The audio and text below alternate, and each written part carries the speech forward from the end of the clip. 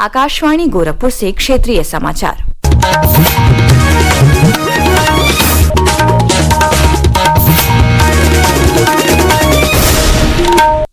नमस्कार, समाचार बुलेटिन के साथ मैं वैष्णवी त्रिपाठी। भारतीय अंतरिक्ष यात्री ग्रुप कैप्टन शुभांशु शुक्ला और एक्सियोम 4 मिशन के 3 अन्य यात्रियों की वापसी यात्रा कल शुरू होगी। विज्ञान और प्रौद्योगिकी मंत्री जितेंद्र सिंह ने सोशल मीडिया पर एक पोस्ट में बताया कि सभी अंतरिक्ष यात्री मंगलवार को दोपहर लगभग 3 बजे धरती पर वापस आ जाएंगे। शुभांशु शुक्ला अंतर्राष्ट्रीय अंतरिक्ष स्टेशन के 14 दिन के मिशन पर हैं। वे इस स्टेशन पर पहुंचने वाले पहले भारतीय और 1984 में अंतरिक्ष में गए विंग कमांडर राकेश शर्मा के बाद दूसरे भारतीय हैं। लखनऊ के रहने वाले शुभांशु ने इस यात्रा के दौरान 7 प्रयोग किए हैं। शुभांशु के पिता शंभू शुक्ला ने अपनी प्रसन्नता व्यक्त करते हुए कहा कि वे बेहद उत्साहित हैं, जिसके लिए हम लोग गिनते दिन से इंतजार कर रहे थे। अब वो जो है वापसी हो रही है। हम लोगों को बहुत ही खुशी है और बहुत प्रसन्न है कि जल्दी से जल्दी वो वापस आ गए। ये हम ईश्वर से प्रार्थना करते हैं को सकुशल जो है पृथ्वी पर आसानी से उनका वापस हो और ये हमारे लिए बड़ी खुशी का दिन हो। रक्षा मंत्री राजनाथ सिंह ने आज अपने संसदीय क्षेत्र लखनऊ दौरे के दूसरे दिन नेशनल पीजी कॉलेज में उत्तर प्रदेश के पूर्व मुख्यमंत्री चंद्रभानु गुप्ता की प्रतिमा का अनावरण एवं उनके सम्मान में डाक टिकट भी जारी किया। इस अवसर पर अपने संबोधन में रक्षा मंत्री ने कहा कि ऑपरेशन सिंदूर के दौरान ब्रह्मोस मिसाइल ने उल्लेखनीय प्रदर्शन किया।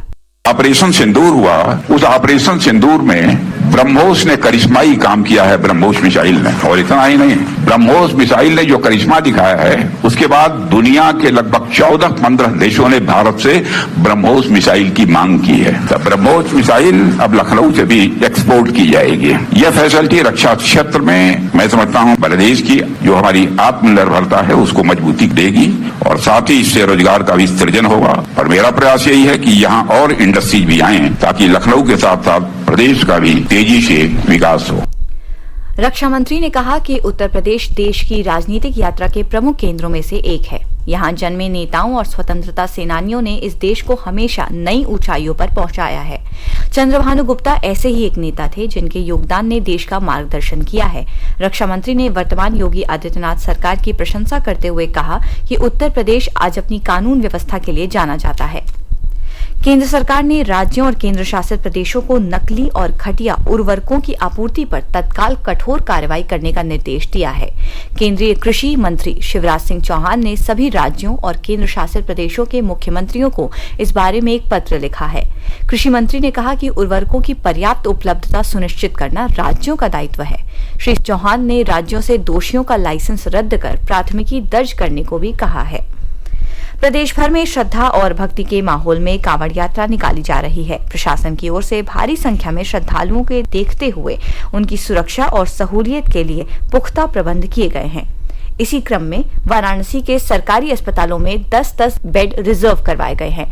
इसके अलावा काशी विश्वनाथ मंदिर सहित अन्य प्रमुख मंदिरों के पास एम्बुलेंस भी 24 घंटे खड़ी रहेगी। कांवड़ रूट में आने वाले स्वास्थ्य केंद्रों पर भी बेड रिजर्व करने के साथ ही यहां स्वास्थ्य टीम तैनात रहेगी।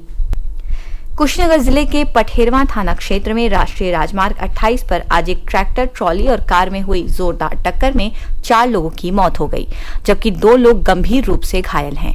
घायलों का इलाज नजदीकी अस्पताल में चल रहा है। पुलिस क्षेत्राधिकारी तमकोही राज राकेश प्रताप सिंह ने बताया कि कार सवार झारखंड के बैद्यनाथ धाम से दर्शन कर वापस सिद्धार्थनगर लौट रहे थे। अभी वो कुशीनगर में बगही कुटी के पास ही पहुंचे थे कि हादसे का शिकार हो गए।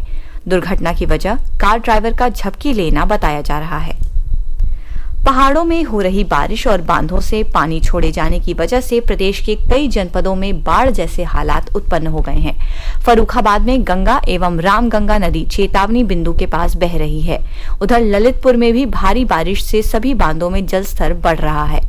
गोविंद सागर बांध के 17 गेट खोलकर पानी की निकासी की जा रही है। अमरोहा में बारिश और बिजनौर बैराज से पानी छोड़े जाने से खादर क्षेत्र के अनेक गांवों के चारों ओर बाढ़ का पानी भर गया है, जिससे लोगों को दिक्कतों का सामना करना पड़ रहा है। बांदा में केन नदी का जलस्तर लगातार बढ़ रहा है।